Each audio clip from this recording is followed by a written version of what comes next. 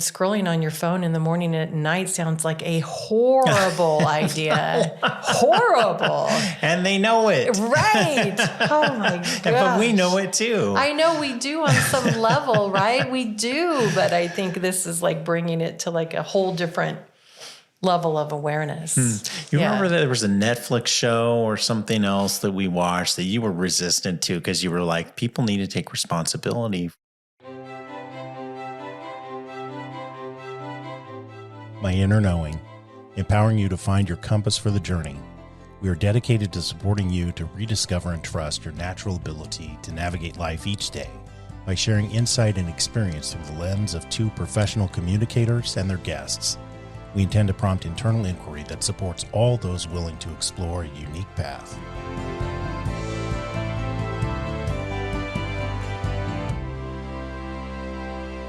Well, hello. Hello. So I'm trying to think, do we have any announcements today? Our retreat in Oregon is full. I think we may have mentioned that. Phew. We've got the one retreat for mental health professionals in December.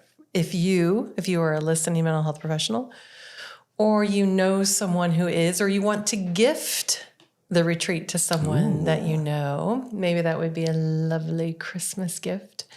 It will be a just a good, restorative, nurturing time. Caring for the caretakers. Caring for them. Yeah, yeah. I know it will be a lovely experience. So anyway, just a thought. We're still working on adjusting to the new studio. And we're still in our camp chairs, and we probably will be for another month or two because we haven't Got to find the right chairs. Yeah, yeah. So I think that's it. Yeah. Thanks for hanging in there with us while we rearrange and work on lighting. We think the lighting today is better than it was the last episode of just you and I. So. Well, I thought I looked great. You did. Your lighting actually was pretty good. It was crazy. Yeah. I just don't understand. You were lit up like a light bulb when we had the light on you, and then we turned it and poof. Yeah. Shadowy. Yeah. I don't know. We don't understand lighting. Yeah. Not our expertise. Nope. Yeah. Hopefully this is better. Yeah, I hope so. So today I was thinking about, a lot of different things come to me, whether I'm in session or just throughout the rest of the day. You know that I value how amazing our brain and body is, and I often think that we don't give it enough attention, consideration, seek to understand. I think there are like pockets of people that really delve in and explore. What are you laughing about? Just Polly Pocket came to mind. Polly Pocket? Pockets of people. Pockets of people. But I think in general, I don't know that we think about how amazing our brain is. And so what came to mind for me that I thought would be interesting to explore was, and I'm trying to think how I want to put this, but does this world of convenience that we have created challenge our brain? And I think about probably not even, 50, 60 years ago, maybe 50, maybe 40 years ago.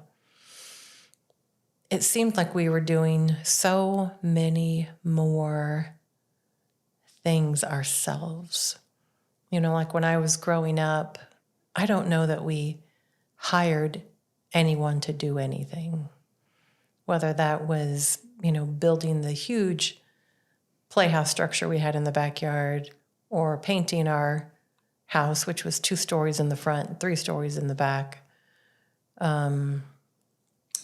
fixing clogged pipes or whatever, and if we want to go back even farther than that, most of us, some of us still are, but not most of us, we're not living in houses that have thatched roofs that have to be taken care of in between every rainstorm. Most of us are not going out and, cutting a winter's supply of wood. Some people are, but not most of us. And what I'm curious about is what is the overall impact on us and our life and our physical health, not using our brain to even close of its full capacity. Does that contribute to the detox problems we have? I mean, I don't know. I'm not saying I know any of The detox problem. like dementia and Alzheimer's. Oh, sure. Okay. Not just the foods we eat and the things we drink and the plastics and, but, our brain, like our muscles, learns with practice. And if we're not doing things that require our brain to use much of itself, what happens to our brain? And so I think our brain was, evolved, designed, however you want to look at it, to be much more complex than the world we live in provides opportunity for a lot of people. Sure. So, Yeah. Anyway, that's what I was thinking about. Yeah. What comes to mind? Nostalgia. Yeah. Tell me more. Well, it's so funny to be thinking I'm counting 44 years. That's 1985. And so I would have been a senior in high school in 1985, but I go back to junior high is where I went when you first started talking, because in junior high then it was mandatory that you took either shop class or home ec, Yeah. where they taught sewing and managing the household, or shop class. I mean, I learned construction techniques. We built the side of a house with plumbing, electrical, roofing, siding, flooring, all of it. I mean, it was an amazing experience, and it was, there was a purpose to that. There was, like you said, a lot of people you just didn't hire people out. I mean, really rich people did, I guess. But most people, even my dad, did a lot of home construction type of work, electrical things. And there was just a self-sufficiency aspect to it that we've gone way away from with the advent of the internet. And that made me think about, just how I love stories, right? Yes.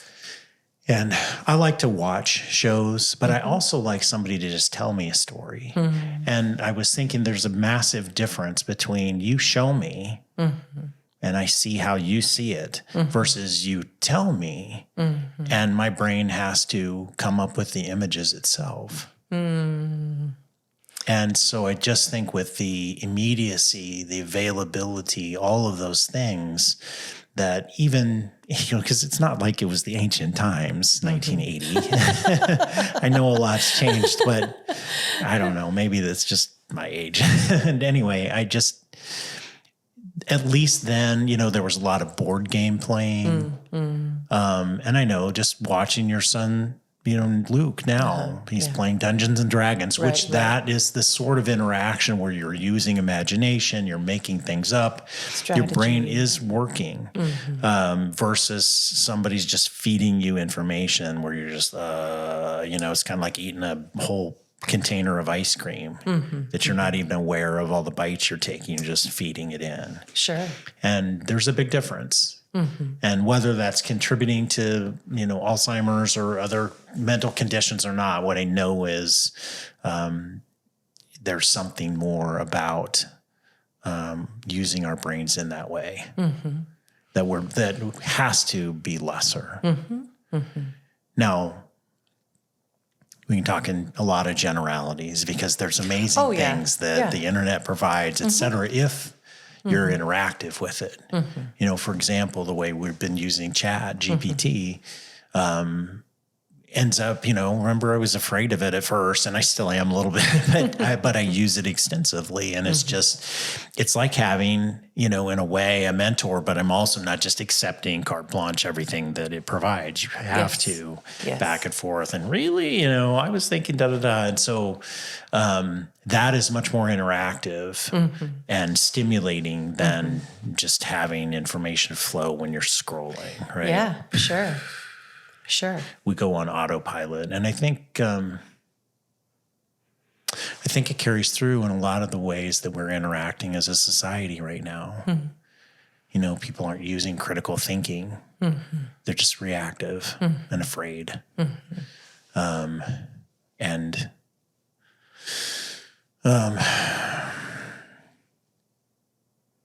I don't know, maybe it's because of that change. I mean, go back to the 80s. I mean, people still fought and, you know, had fist fights and shot each other and did all those things, you know, so I don't know that it's changed that much, but I just think that when we are constantly fed, you know, we don't have to work for anything as far as using the noggin. Just accept it and keep going. Well, that's the way it is. It strikes me as unfortunate and maybe contributory to a lot of things. I don't know. Yeah. I don't know either. You know, I'm just thinking that, you know, the way that I was raised was very help my dad with activities. Yeah.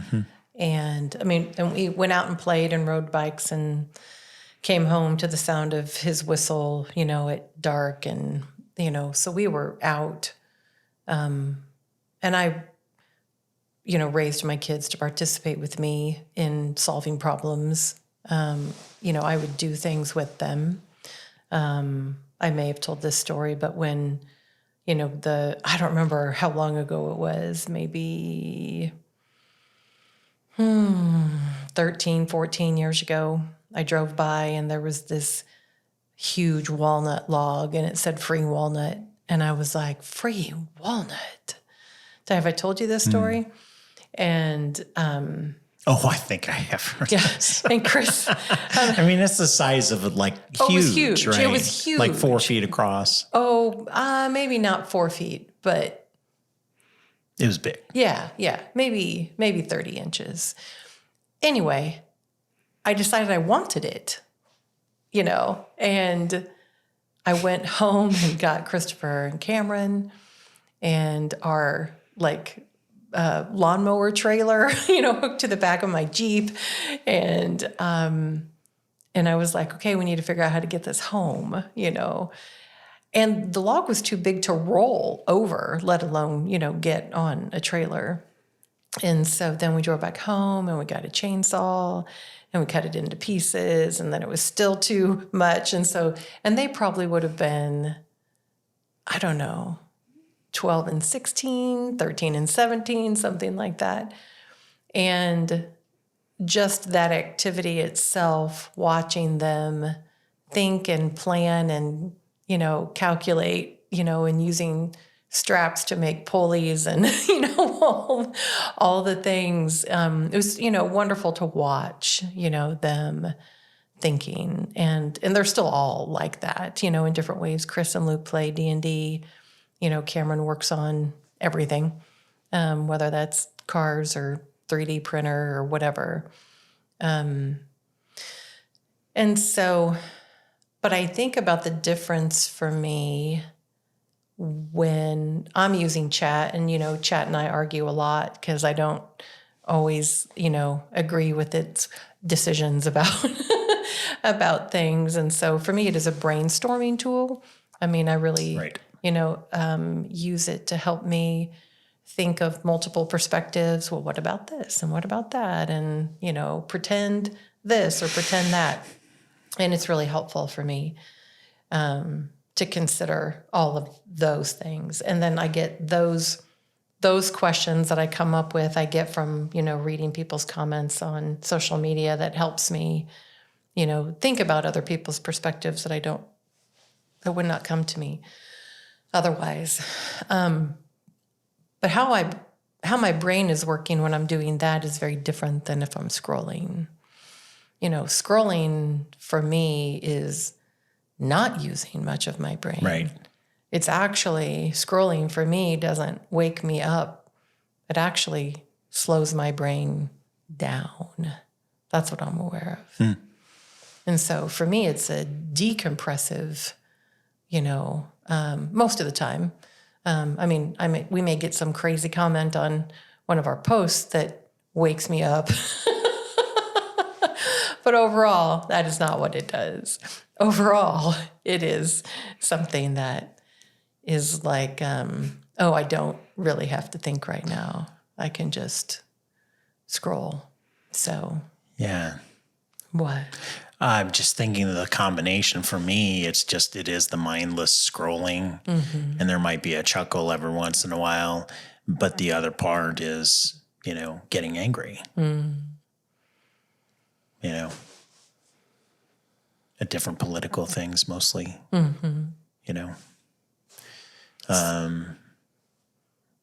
which is fascinating. So you're not using a whole lot of brain function, but you're still reactive to those sorts of things. Yeah, tell me more what you're thinking. I just find it interesting that would be the most responsive. That's the most common response that I have when I engage in that at night. You would think it would be settling down, but I'm typically just like, motherfucker, of course, whatever. So interesting. Yeah, it is interesting. So what comes to mind when you say that, like from a physiological perspective, is that time of day in bed, with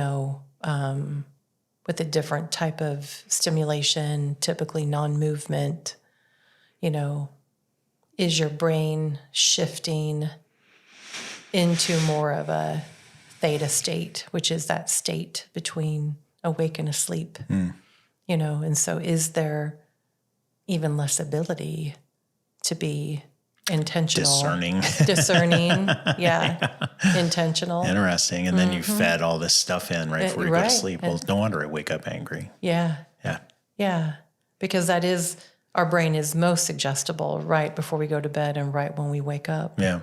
And so, for scrolling right before bed or scrolling as soon as we wake up, interesting. Yeah, no, there's a Louise Hay meditation where she's like, for heaven's sake, don't read the news before you go to sleep and put all that in. Oh, and that really? was just, newspaper news versus there's so much data you can get doing that. And how it feeds it. If you hover long enough, which you would when you're reactive, then you get more of it. Yeah. And so it is a fascinating, it's a very fascinating thing to take a look at, as far as is that how I want to live? Right. Right. Really, because I think it's relaxing, but it's really not now that I think about it. Right. It may be zoning you out. Yeah, exactly. Right. But you're also more suggestible at the same time. Right. Yeah. So. And like base emotion. Yeah. Fascinating. Yeah, like you said, loss of discernment. Yeah, we always get somewhere fascinating in our conversations. So didn't expect it to go this way. I'm feeling better. Good.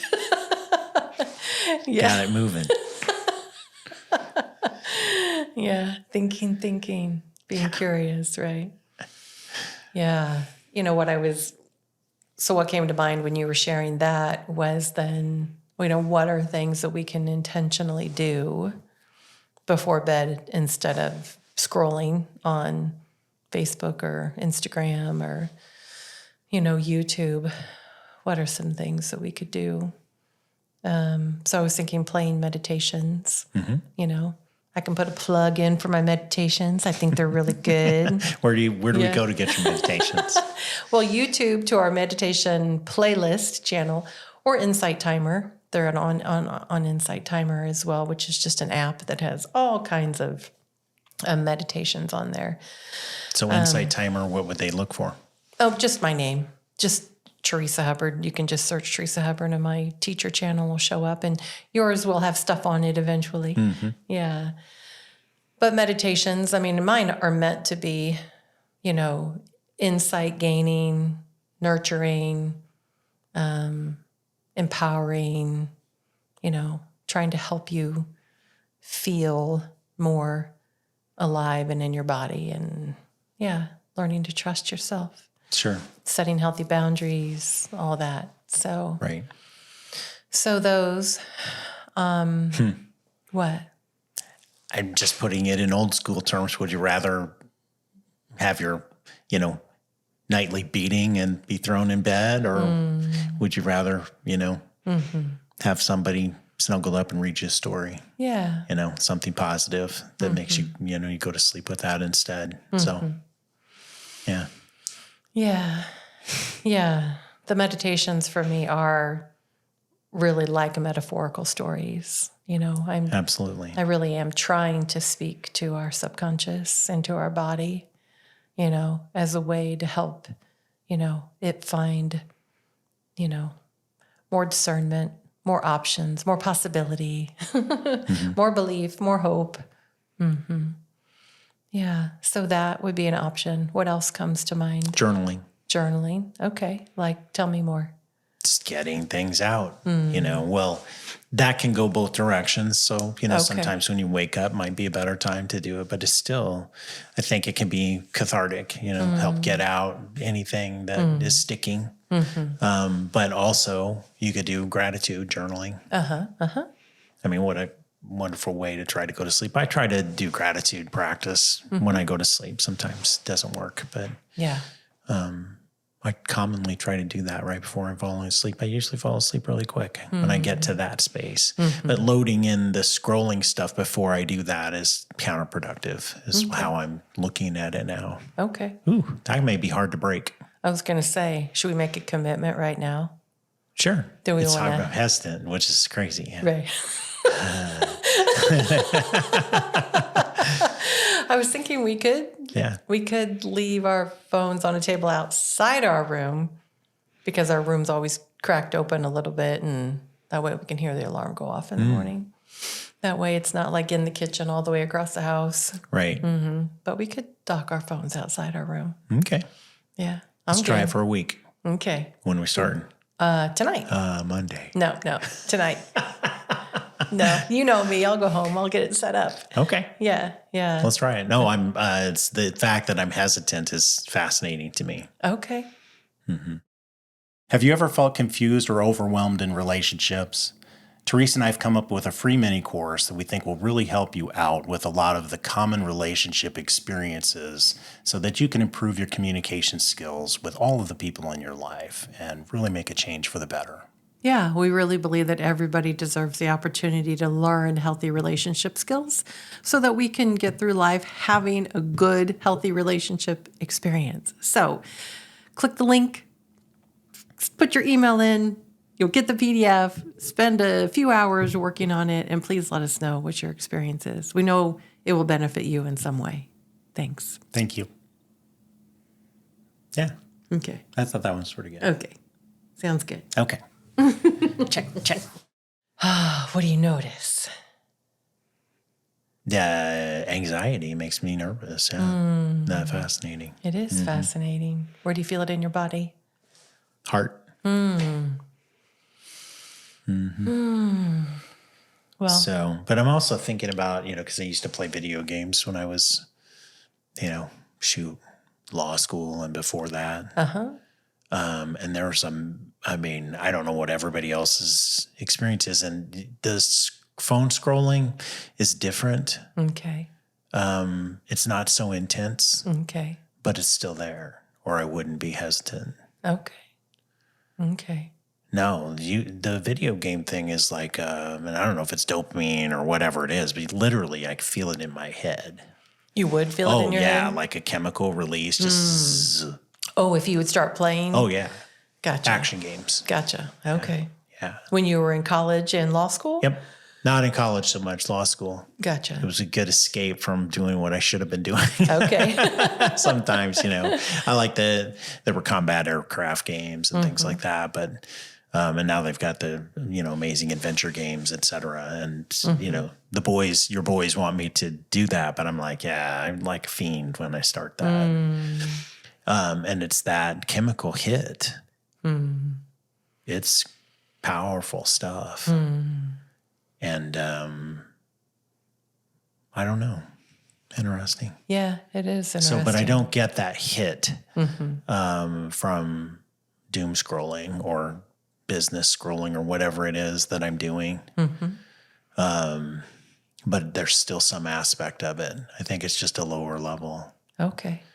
Maybe more insidious because it's not so obvious. Okay. Well, it's going to be an interesting Fascinating. experiment. Yeah. How do you think you'll measure whether it's helpful for you? Do I sleep angry or do I sleep happy? Okay.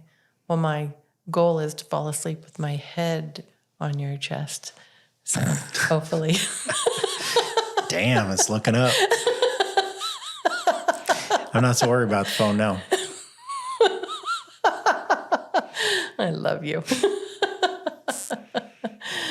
Yeah, I'll rest the side of my head on that place because it feels anxious. Okay. How about that? Sounds great. Okay. It will be our experiment. Okay. So our next recording, I think, will be in like a week and a half. So that'll give us a week and a half to experiment before we record another episode for us, just the two of us. That Sure. sound No, good? it sounds great. Report back and Yeah. maybe it'd be a great experience. Yeah. I'll bet you it's tough the first couple of nights. Sure. It will be for me too. I mean, just because that is how I come down, after, working. So, yeah, interesting. Okay, so I was thinking about that. What? The other thing I watch is MMA fighting. I know. I know. It's so incongruent. So for how I experience you, we are complex. We are very complex. I used to be a violent man. Yeah. Or I could be, and let me put it that way. Yeah. Yeah. Intentionally choosing what we put in our brain all the time, let alone during times when our brain is more plastic. Yep. Yeah, it matters. I know we hear about it, from different people here and there. I just want to reinforce that it's real and that it is a brainwave state that we shift into as we're going towards sleep. Yeah. And that's what hypnosis is about. Hypnosis, I was trained as a mental health clinician hypnotherapist prior to about 15 years ago. Mental health professionals that often got trained as stage performers. And so I learned from other therapists that were trained 20, 25 years ago, that they were often looking for people in the audience, like at a big show, who they felt like was suggestible, maybe had been drinking. And so they knew or were trained to seek out people who would be more suggestible. And so, yeah, it was just an interesting learning. And so the relaxation part of hypnosis is getting you into that place where you are more suggestible. So as we sit here and talk about it, I'm thinking scrolling on your phone in the morning and at night sounds like a horrible idea. Horrible. And they know it. Right. Oh my gosh. But we know it too. I know we do on some level, right? We do. But I think this is like bringing it to like a whole different level of awareness. You remember that there was a Netflix show or something else that we watched that you were resistant to because you were like, people need to take responsibility for, Because it was all about how the system, system was, using us. Right. But when you look at it in terms of, the psychology of the scrolling and you're in that, just moving towards that theta state, and then it's suggesting things to you. Yeah. It's just fascinating. Yeah. Actually. I can't remember what that special was. Maybe it was called Social Media. And yes, I was talking about how it is your responsibility to curate your feed. Right. And so for me, that is something I pay attention to. If things show up, I do more Facebook than Instagram, but when I'm on Facebook and something shows up on my feed that is not familiar, I exit out, just don't want to look at that. Whether it's then, I would guess they're probably all advertisements, to a certain degree. And sometimes they're interesting, but if I'm like, that's not interesting to me, I hit the X so that it goes away. And then this is something that we recognized recently. I didn't know that this happened, but I think like like when they're watching your algorithm and they're feeding you certain things, and then some channel page, whatever in the heck it's called, started sending me things that were interesting to me. And then I actually followed it, and then it started sending inappropriate things. And at first I was like, what is happening? I mean, I literally could not even understand what was happening. And I said it to you. I was like, I am getting these really inappropriate things on my phone. What in the heck? And I was actually afraid initially to click on it because I didn't want it to then feed the algorithm, right? Because it was showing up like on like the top where it has like suggested reels. Right, it was crazy. Mm-hmm. Right. And so one day, I had a talk with Chat, and it was explaining, to me what was happening, because I just said, I don't understand how this is happening. Why would that show up? And so I just followed its directions, which was click on it. I clicked on it and then saw in all their stuff, this inappropriate stuff mixed in with the stuff that was interesting to me. Mm-hmm. And I was like, oh, I don't know if they call that clickbait or bait and switch or whatever that is. I don't know. So then I just went in and blocked the page. So anyway, I was like, fascinating. Mm-hmm. Yeah. And I know from years ago, the research around there, and this was really hard for me as a mental health professional, to realize that there were people like trained mental health professionals, typically psychologists, researchers, that actually worked for like the porn industry, who very intentionally was teaching people how to manipulate people to get them further and further addicted to things, which was just so heartbreaking. Yeah. And so for all of us to recognize, that is happening, that's real. That's our physiology that people are taking advantage of. And so what we have choice around is, unfollowing things, blocking things, intentionally curating our feed, so that we're, when we are consuming, we're, consuming intentionally. Well, if you're laying in bed or you wake up in the middle of the night and your way to get back to sleep is to, scroll, your ability to make those choices is lessened. Sure. For sure. Absolutely. That's why the experiment will be fascinating. It will be fascinating. Experiment. Yes. Well, we like experimenting. Yeah. So question, since we got to that point, then let's say one of us wakes up in the middle of the night and we're struggling to go back to sleep, and our phone isn't there to scroll on because it's in the living room. Then what are we going to do? Find another way to soothe. Okay. And the answer can't be ice cream. Okay. Okay. Can't be ice cream. Well, it could be. Yes, it could be. Yeah,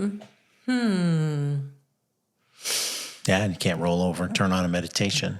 Right, because we play those on our phone. Turn on the light and say, you want to talk?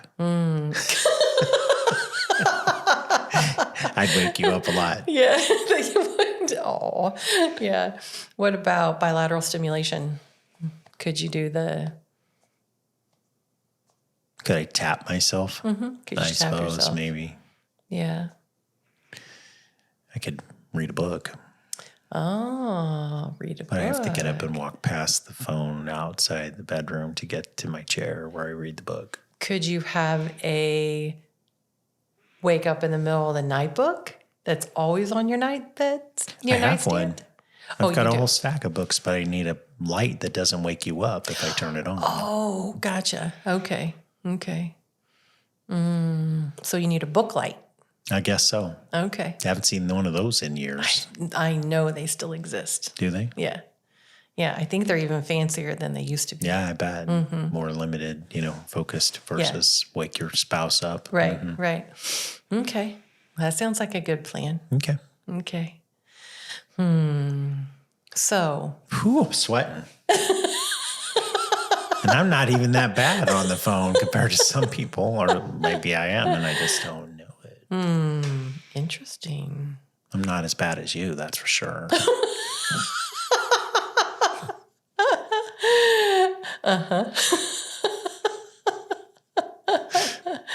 For those of you who don't know, that's me teasing Theresa. Right. Yeah. Yeah. Does your Judging. phone tell you how much time you spend on it in a week? Oh, sure, and I don't pay any attention. Okay. Okay. Well, that would be interesting to see, to watch that a week down the road too, to see. Yeah, it's going to get lonely. That's okay. I think it's fine if our phones are lonely. Which is, I'm so glad you said that, because this takes me to another point. We're still good on time.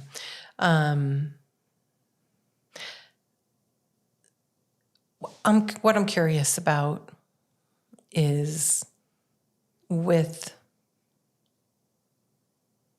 what feels like an increasingly overstimulated world that we're living in, not just technology, but what's presented to us all the time on technology. What I'm curious about and, really hopeful for is a way for us to,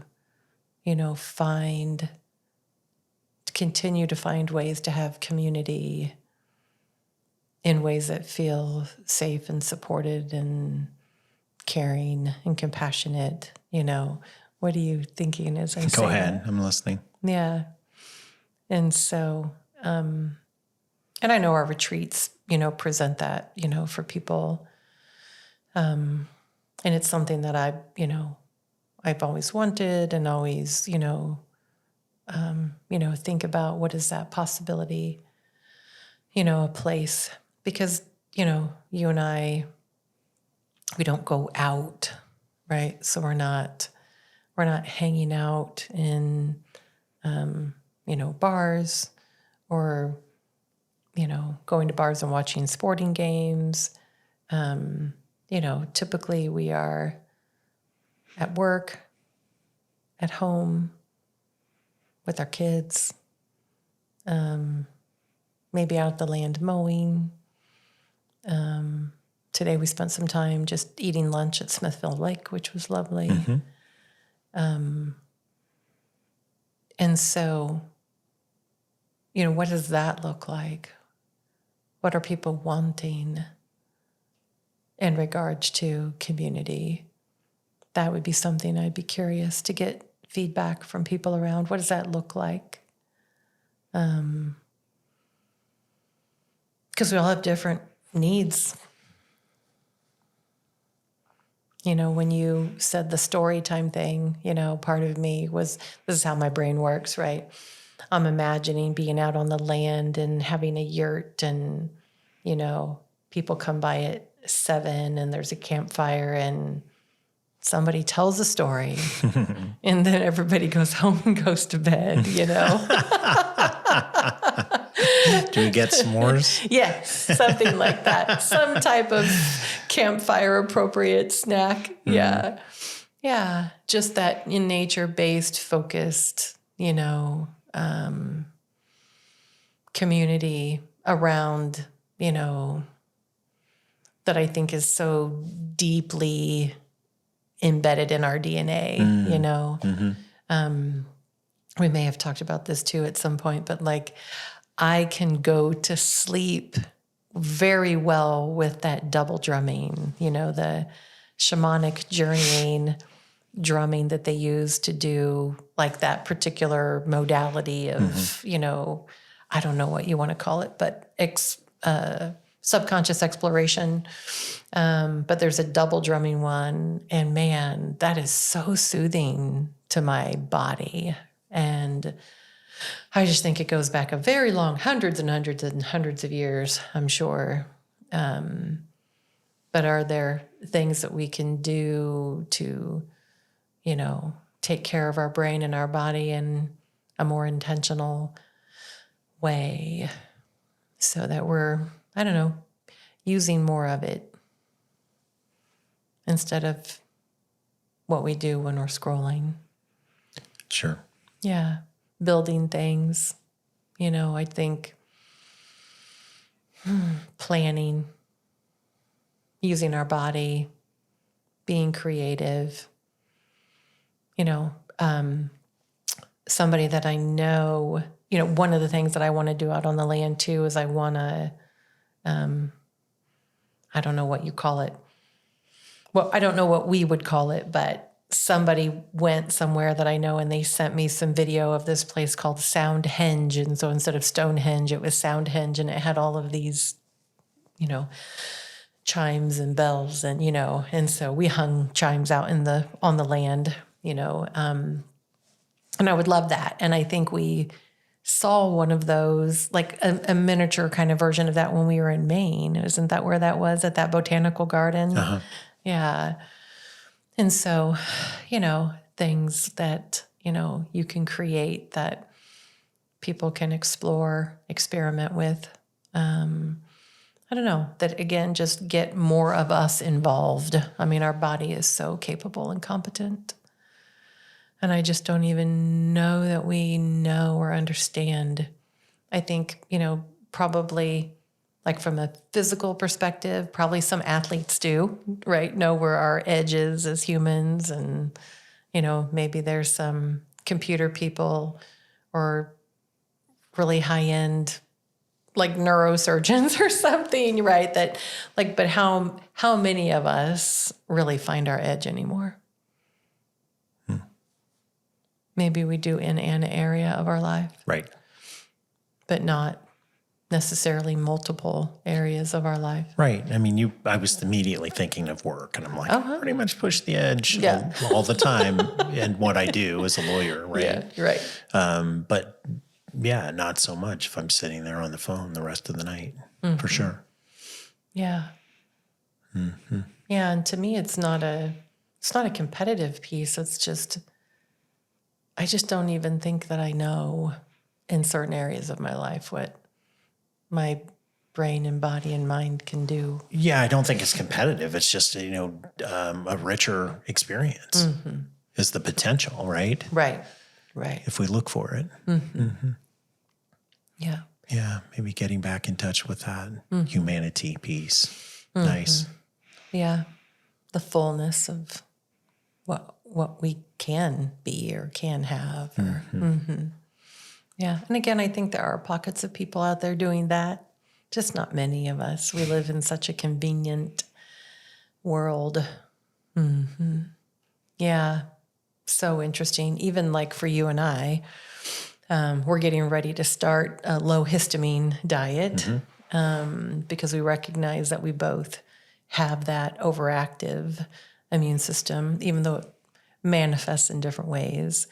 And so part of that will require more. I mean, we're both great in the kitchen, but we don't tend to cook enough for just the two of us for a meal. And so part of the histamine diet is not eating leftovers, because the more the food sits around after it's been cooked, the more histamine gathers in the food. So it's more activating for your body. And that's just a really simple explanation. Right. And so for me, even like the effort that it's going to take to like shift how I've cooked, which has always been very large quantities. Sure. Right. Will be That'll be a new experience altogether. Yeah. That we just cook 2 chicken breasts at a time instead of 10 chicken breasts at a time. Right. Right. Mm-hmm. Experimenting. But trying to be more intentional about how we're living and what our body needs. And yeah, even our meal today. What might have the least histamine reaction in our bodies, right, with this meal. Mm-hmm.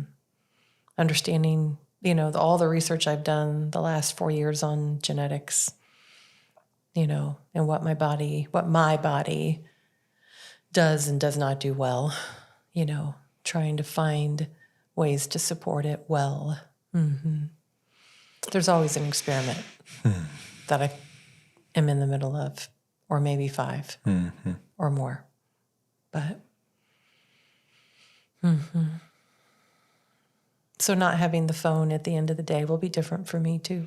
It will. And I just, I guess what I would say is at a minimum to shake it up, and I know we do some, but it's pretty common for us to end up in our chairs and on our computers. And we may be exercising, our brains, but it's like that's the same thing I just did all day long. Right. I mean, I may be on topics that are not related to law, but Right. and so I enjoy that part, but I also am recognizing that some variety might be really nice. Yeah, being more intentional about what we're doing in the evening. Yeah. Yeah, I think we usually wait till the weekend to do that instead of Go out and mow and things like that. Yeah, we'll wait till Friday night instead of throughout the week. Yeah. Yeah, this is going to be a very interesting experiment. I'm looking forward to it. Me too. Yeah. Any other final thoughts about how the convenience of the world we live in is impacting? No, but we'll report back. We're either going to be all smiles or we're like, oh my God. Yep. Well, what we know is they'll be learning regardless. Yeah. Agreed. Yeah. Yeah.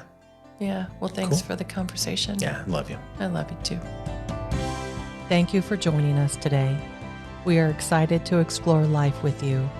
We encourage curiosity, self-growth, and we strive to be more compassionate every day.